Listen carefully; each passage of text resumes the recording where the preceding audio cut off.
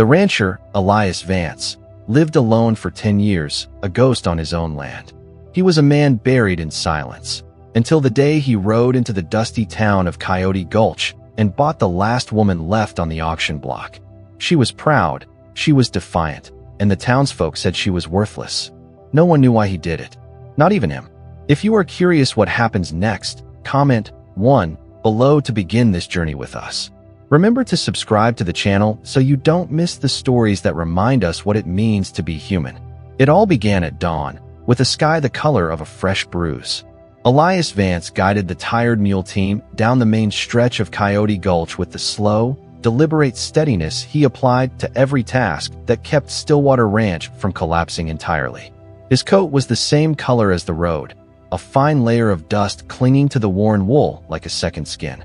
His beard, thick and untrimmed, hid the hard line of his jaw, but it couldn't hide the emptiness in his eyes.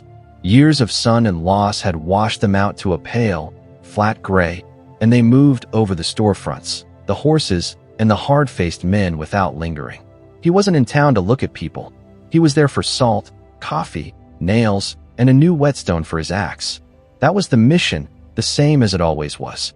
In and out. No delays. No talk. Just business.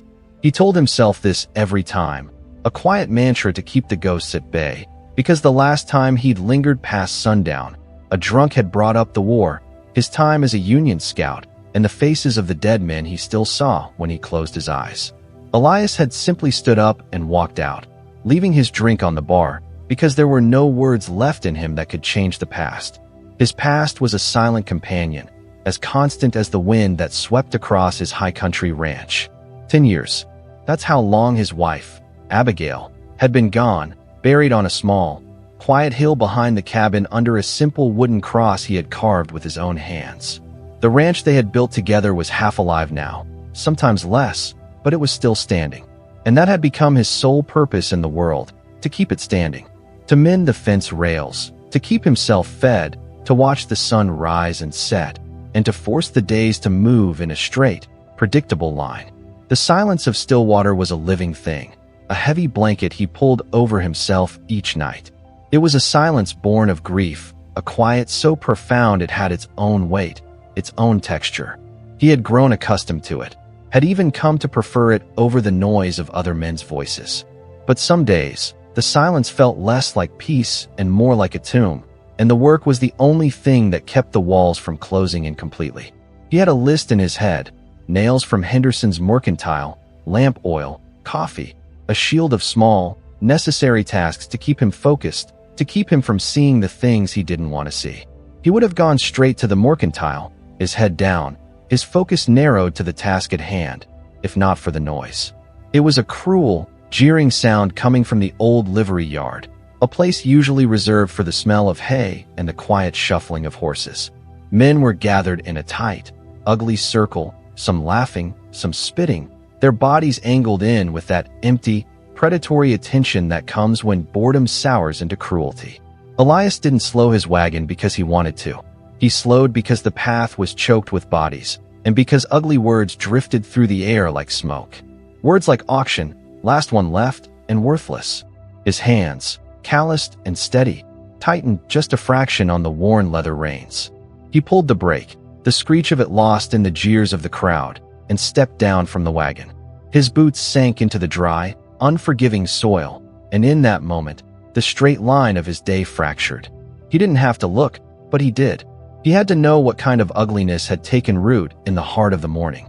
He saw her at once, and the sight was a punch to the gut.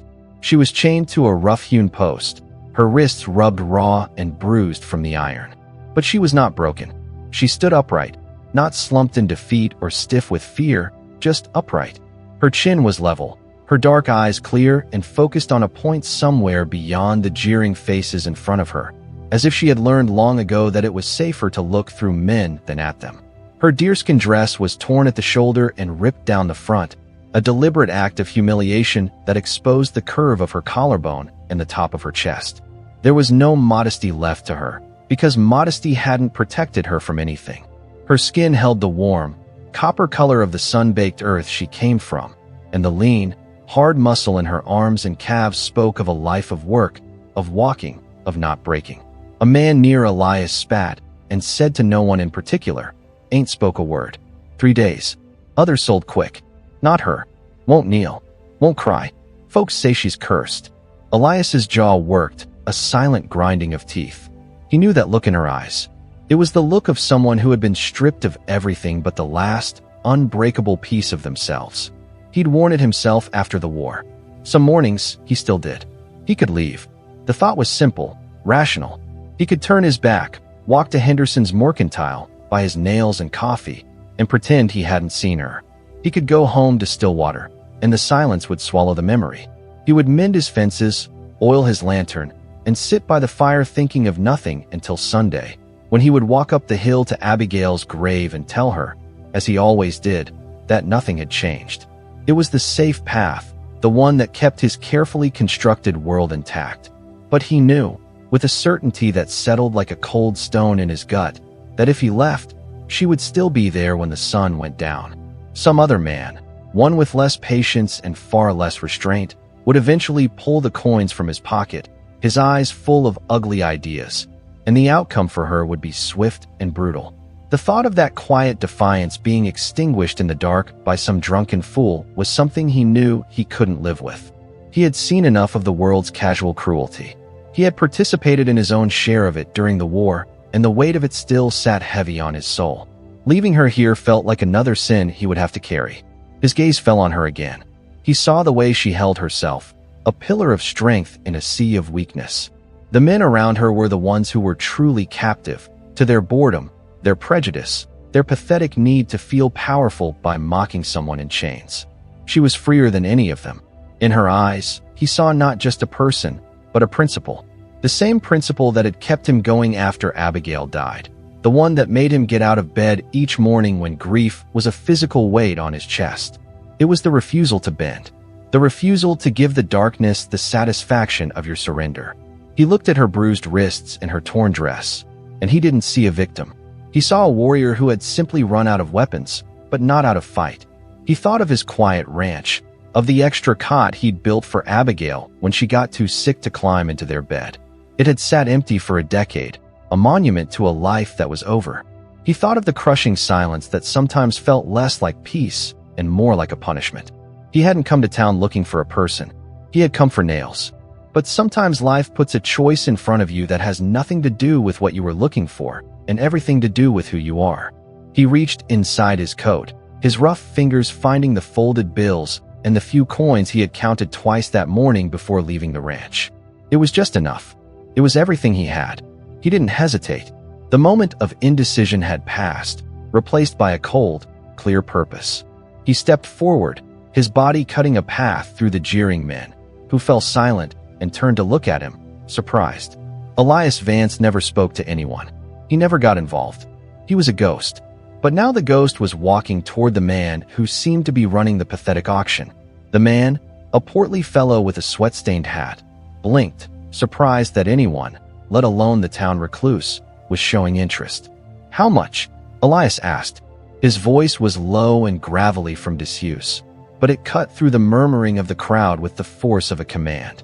The auctioneer, seeing a chance to offload his worthless goods, named a price. It was less than what Elias held in his hand, but more than she was worth to a man who had been trying to sell her for 3 days. Elias didn't haggle. He didn't speak another word. He simply unfolded the bills and placed the money flat in the man's outstretched palm. The transaction was stark and silent. The auctioneer, satisfied with getting something for nothing, shrugged and bent down to unlock the heavy iron chains from the post. "You want a bill of sale?" he asked, a smirk playing on his lips. "No," Elias said, his voice flat and final. The chains fell away with a heavy clatter, landing in the dust. The weight was gone from her wrists, but the woman, Leona, didn't rub them. She didn't move. She just stood there, her eyes fixed on Elias, sizing him up, reading him with that same sharp, assessing gaze she'd given the others. There was no relief in her expression, no gratitude. There was only a quiet, burning question. He was not her savior. He was just her new owner. He turned away without a word and walked back to his wagon. He didn't touch her, didn't guide her, didn't offer a hand. He simply climbed onto the driver's seat and picked up the reins. For a long moment, she didn't move. Then, because standing there was no safer than following, she stepped forward. Every choice left to her was a bad one, but some were worse than others. She climbed into the back of the wagon and sat on the hard plank seat, her hands resting in her lap, her back straight, her shoulders steady. As they pulled away, the sound of the men's laughter faded behind them, and a new, more profound silence settled between the two people in the wagon, a quiet heavy with everything that had not been said. If you believe Elias made the right choice, a choice from the heart, please like this video to spread the message that kindness is the highest form of courage. They left Coyote Gulch with the sound of boots and receding laughter behind them. Nobody followed, but every window they passed seemed to hold a pair of watching eyes. The gazes were hard, condemning. Elias Vance had not just bought a person. He had violated an unspoken code. He had taken something the town deemed worthless and, by paying for it, given it value. It was an act of defiance they wouldn't understand and wouldn't easily forgive. He felt the weight of their judgment like a physical presence, a silent pressure on his back as the town shrank in the dust of his wagon. He had forgotten the nails, the coffee, the lamp oil. The list that had been his shield was gone, replaced by the silent, upright woman sitting just a few feet away. The mule team moved on, their hooves falling into a rhythm Elias knew by heart, but the rhythm of his own life had been broken. For miles, neither of them said a thing. The silence in the wagon was different now from the silence of his ranch. It wasn't peaceful. It was a living, breathing thing, filled with questions and the sharp-edged reality of what he had done. The north wind began to pick up, carrying the first real bite of the coming autumn. It whipped Leona's long, tangled hair across her face and cut through the torn fabric of her dress. Elias felt the chill on his own skin, but he saw the way a shiver ran through her, a small, involuntary tremor she tried to control. She didn't pull her arms around herself or huddle for warmth. She just sat there, enduring it, as she had endured everything else. Elias kept his eyes on the road, but the sight of her was seared into his peripheral vision. He wrestled with himself for a moment. Then, without a word, he shrugged out of his heavy wool coat. It was worn and smelled of dust and wood smoke, but it was warm. He held it out toward her. She didn't look at him at first. Her eyes remained fixed on the horizon. Then, slowly, her gaze shifted, first to the coat, then to his face. She studied him with that same unnerving intensity, searching for the trick, the price. Finally, she took it, her fingers brushing his for a fraction of a second. She didn't put it on. She just held it, draping it over her legs like a shield. His mind kept trying to circle back to the familiar, safe territory of his land. The broken hinge on the chicken coop door. How much feed was left for the mules? The way the fence line near the south pasture was leaning again. These were problems he understood, problems he could fix with his hands. But the woman beside him was a problem of a different order. He glanced at her wrists. The skin was raw and chafed, a brutal testament to her last few days. He watched her glance toward the vast, empty horizon and then down at her own hands, her face a mask of stillness. He wondered how long she had been moving through the world like that, keeping her face perfectly still so no one could see the storm inside. He learned her name was Leona from the whispers in the crowd, but he knew that wasn't her real name, not the one she was born with. Her mission, he understood, was not just to stay alive, but to do so without giving up the last piece of herself, the part that would not kneel. Survival without bending. It was a line drawn in her mind, thin but unbreakable, and now he was responsible for it. Dusk was laying a flat, orange light over his land when they finally arrived. Stillwater Ranch looked exactly as he had left it, tired, leaning, and in constant need of repair. The pasture grass was thin, the barn door stuck if he didn't lift it just right. He pulled the wagon to a stop near the well and climbed down, his joints aching from the long ride. Leona waited, watching his hands, studying his every move, trying to anticipate his intent. He walked around the wagon and offered a hand to help her down. She looked at his hand, then at his face, and then deliberately ignored it, stepping down on her own. Her bare feet hit the packed, cold dirt, and a flash of pain crossed her eyes as the rough ground bit at the raw spots on her soles. Then, just as quickly, it was gone, her face a mask once more. The gesture was clear. She needed nothing from him. She would not be treated as a fragile thing. He felt a pang of something he couldn't name, not anger, but a grudging respect. He had brought home not a victim, but an equal. And that, he was beginning to realize, was a far more dangerous and complicated thing. He opened the cabin door and stepped aside, a simple gesture that felt monumental. He was letting her go first, letting her see the space before he moved into it, a silent offering of trust in a world that had shown her none. The cabin was a single room, stark and honest. A wood stove sat in the corner, its iron sides radiating a faint warmth. A table he had built himself, its legs slightly uneven, stood in the center. And there were two beds. His, a large frame against one wall, and a smaller one, lower to the ground, which he had made when Abigail's illness had stolen her strength. He gestured toward that smaller bed.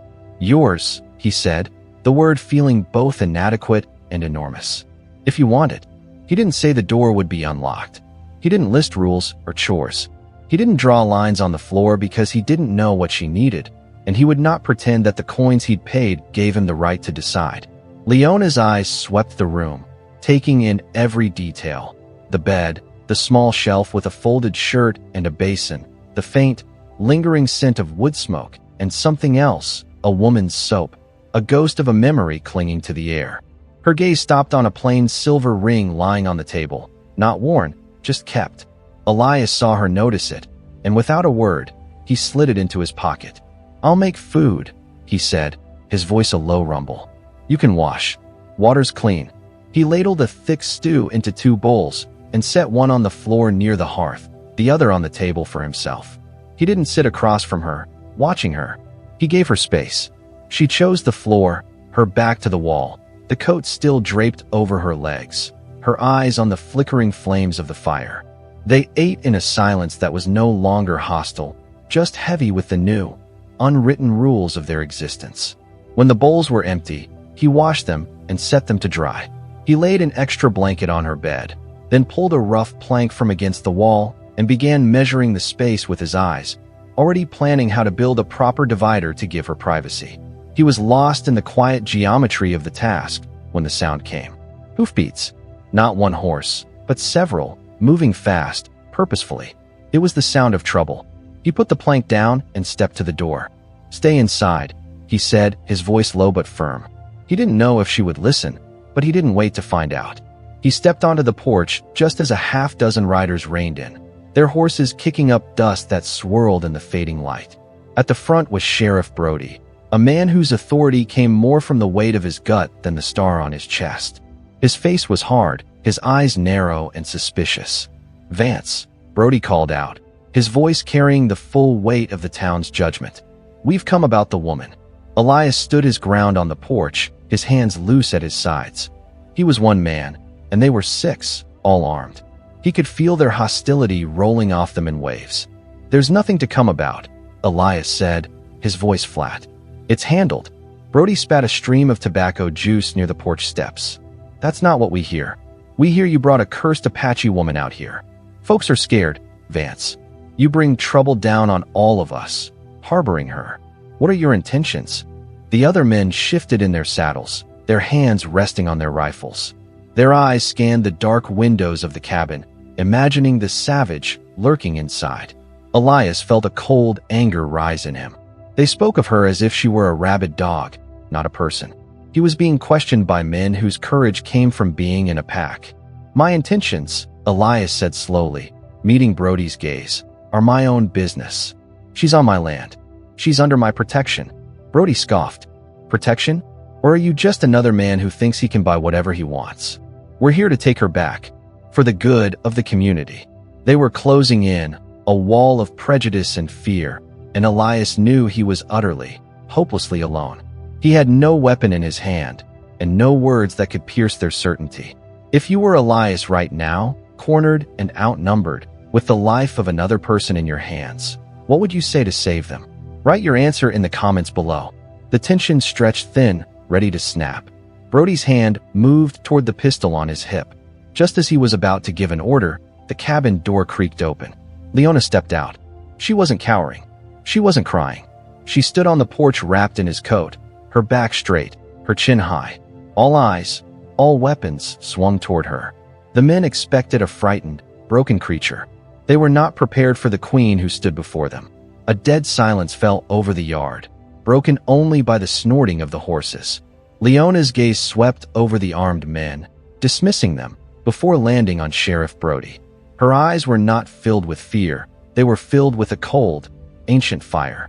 Then she spoke. Her voice was not a whisper. It was clear and steady, cutting through the twilight air with the precision of a razor. "He did not take me," she said, her English crisp and perfect. The men flinched as if struck. She took a step forward, her presence commanding the space. "I chose to stay." She paused, letting the weight of her words settle into their thick skulls. Then she delivered the final blow.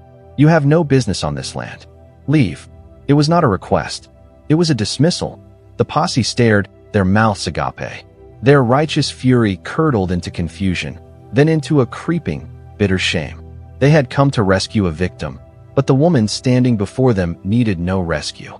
The confrontation was over. It hadn't been won with a gun, but with the one weapon they never expected, the truth. The riders from Coyote Gulch did not leave immediately. They sat on their horses, stunned into silence, their authority stripped away by a woman they had deemed worthless just hours before. Sheriff Brody, his face a mask of disbelief and wounded pride, stared at Leona, then at Elias, as if trying to solve an impossible puzzle. The narrative they had built in their minds, of a mad veteran and a savage captive, had crumbled to dust at their feet. They had come looking for a fight, for a clear villain and an easy victim, but found only two people standing on a porch, bound by something they could not comprehend. After a long, tense moment, Brody gave a curt nod, a silent admission of defeat. He wheeled his horse around without another word, and his men, looking anywhere but at the cabin, followed him back down the path. Their retreat was not one of satisfaction, but of humiliation. They left a cloud of dust and a heavy silence in their wake. Elias stood there until the sound of their hoofbeats faded completely into the night. He hadn't moved, hadn't spoken, but his heart was pounding in his chest. He turned to look at Leona.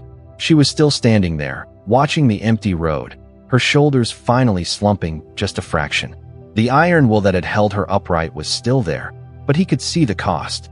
He didn't know what to say. Thank you felt too small. I'm sorry felt like a lie.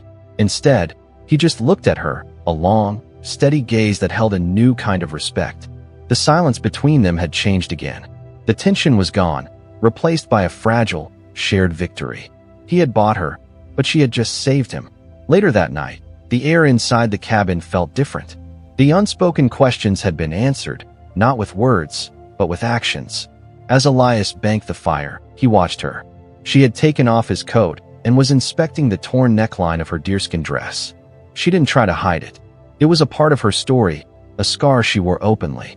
He expected her to go to the small cot he had designated as hers, to retreat into the privacy he had planned to build for her. Instead, she did something that stopped him cold. She walked to the center of the room, stood before him, and looked him directly in the eye. "Tonight," she said, her voice soft but unwavering, "I will not sleep in a bed that was made for a ghost." The challenge was clear. She was not Abigail. She would not be a placeholder for a memory. She was Leona, a living, breathing woman who had just stared down 6 armed men. This was his final choice, the true moral challenge. It was not about protecting her from the world anymore. It was about letting her into his. His mind raced. He thought of Abigail, of the 10 years of celibate grief he had wrapped around himself like a shroud. He thought of the town, of the rumors that would surely fly now. To let Leona into his bed was to cross a line from which there was no return. It was to admit that the life he had known was over, and a new, terrifyingly uncertain one was beginning.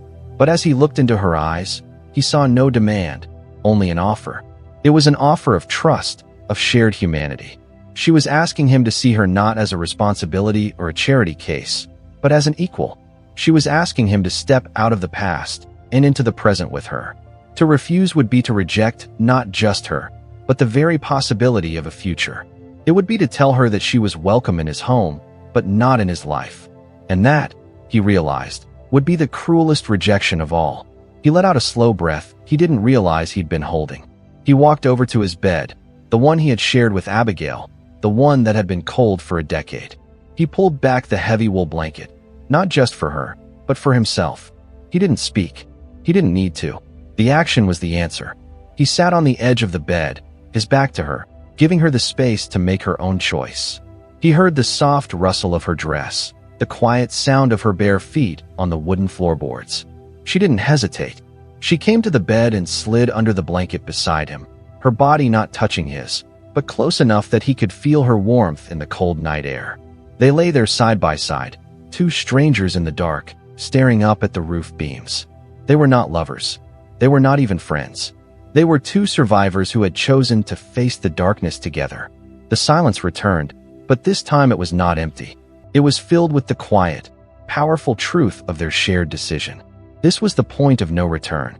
They had stepped off the edge together, into a future neither of them could see, guided only by a fragile, unspoken trust.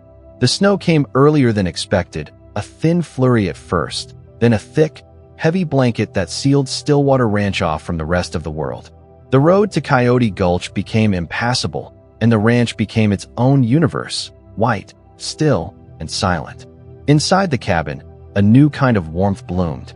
It wasn't just the fire Elias kept burning in the hearth. It was the quiet rhythm they found together. He chopped wood, she mended blankets. He tended the animals, she cooked their meals. They moved around each other with an easy grace, the old stiffness gone, replaced by a comfortable familiarity. The touches that had once been accidental now lingered. A hand brushing a shoulder as they passed in the small space. Their eyes meeting over the dinner table and holding for a moment too long.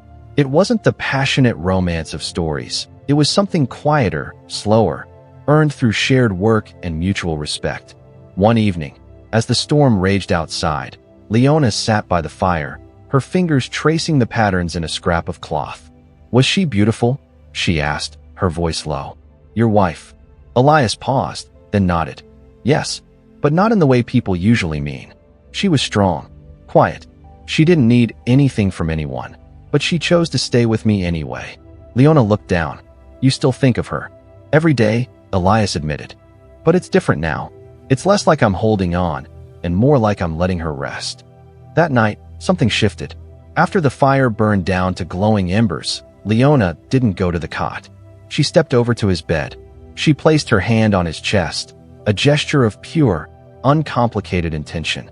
He sat up, his heart a slow, heavy drum against his ribs. "You don't owe me anything," he whispered, the words tasting of old fears. She shook her head, her dark hair falling over her shoulder. "I know." He moved over, pulling back the blanket, and she slid in beside him. They lay shoulder to shoulder, not touching, just breathing in the same small pocket of warmth. Then, she turned, placed a hand on his jaw, and kissed him. It was a kiss of profound stillness, not of hunger, but of recognition. He kissed her back with a tenderness he thought had died with Abigail. It was a slow, deliberate coming together of two broken souls choosing to be whole again.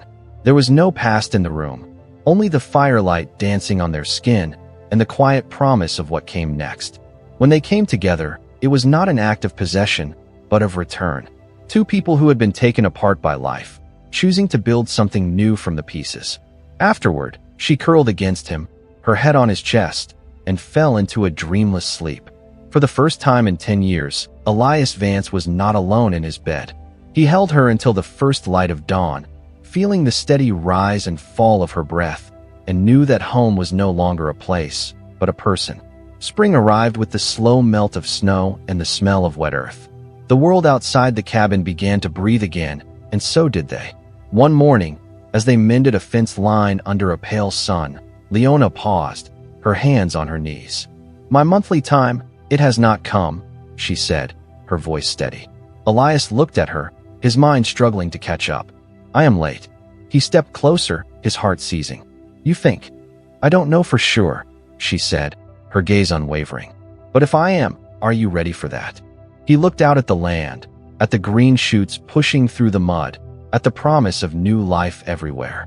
He looked back at her, at the quiet strength in her face, and a feeling of profound, terrifying joy washed over him. "I never thought, not again," he stammered. "But if it's with you, then yes. I'm ready." She didn't smile, but her shoulders eased, and she leaned forward, resting her forehead against his chest. He wrapped his arms around her, holding her tight, feeling the fragile, incredible hope of a future he had never dared to imagine. That evening, she took Abigail's ring from the shelf where it had sat, a silent ghost. She held it out to him. "If I carry your child, I want them to have a name, a home. I want to belong here." "You do," he said, his voice thick with emotion. "Not as someone rescued," she insisted. "As your wife." He took the ring and slipped it onto her finger. "Then you are my wife," he said. "Not by law, by choice. Mine and yours." A rider from Redstone finally made it through with supplies, a young man who still believed the town's gossip. "Still living out here alone, Vance?" he asked, eyeing the cabin suspiciously. From the porch, Elias looked back at the door, where Leona was now visible, one hand resting on her slightly rounded belly. "No," Elias said, his voice clear and proud. "I have a wife." The rider stared, his jaw slack with surprise. "Well, I'll be," he muttered. "Sounds like she's lucky." Elias shook his head, a small smile touching his lips for the first time in a decade. "No," he said, his eyes meeting Leona's across the yard. "I am." The rider, humbled, simply nodded and left. The boundaries of prejudice and fear that had defined their world had been redrawn by a simple, undeniable truth. They stood together on the porch, two worlds meeting, two lives joined, watching the rider disappear, knowing that the story the town told about them no longer mattered. They were writing their own. If you believe that one small act of kindness can change a world, please share this video, and let this story of hope travel far. 10 years later, the sun cast a warm, golden light on Stillwater Ranch. It was no longer a place of silence and sorrow. The leaning fences stood straight and true, the barn door swung smoothly on well-oiled hinges, and the sound of children's laughter echoed from the pasture. A boy with his father's steady eyes and a girl with her mother's fiery spirit chased each other through the tall grass, their shouts mingling with the bleating of sheep. Elias Vance, his hair now streaked with silver, sat on the porch, his hands, though still calloused, no longer clenched against the world. He was carving a small wooden horse, his movements slow and content. Leona came and sat beside him, her hand resting comfortably on his knee. She was no longer the defiant girl from the auction block, nor the silent woman in his cabin. She was the matriarch of this land, her strength a quiet, guiding force that had healed not just a man, but the very soil beneath their feet. On the hill behind the cabin, beneath the simple wooden cross, there was now a second, smaller stone. Abigail's grave was not a place of mourning anymore. It was a place of memory, a testament to a love that had made the next one possible. Tucked into the earth beside it lay a plain silver ring, returned to the land, its purpose fulfilled. It hadn't been buried to forget, but to honor the bridge it had created between one life and the next. The people of Coyote Gulch still talked, but the stories had changed. They no longer spoke of the mad veteran and his cursed squaw. They spoke of the Vances of Stillwater, the quiet family who kept to themselves but whose kindness was a known fact. A warm meal for a lost traveler, a helping hand during a hard winter. They had not changed the world, but they had changed their small corner of it, proving that the deepest prejudices can be weathered away by the simple, steady application of love. What does it truly mean to be brave? Is it to face down an army, or is it to open a door to a stranger? Elias learned that the greatest courage is not found on a battlefield, but in the quiet, terrifying vulnerability of the human heart. He learned that kindness is not an act of charity, but an act of recognition, seeing the humanity in another, even when the world tells you not to. Their story became a quiet legend, a reminder that the weakest person can possess the greatest strength, and that a single act of compassion can ripple outwards, changing not just one life, but the future of generations to come. If you have been touched by the story of Elias and Leona and believe in the healing power of kindness, please subscribe to Mr. Storytelling for more stories that awaken the heart. What would you have done if you were in his place?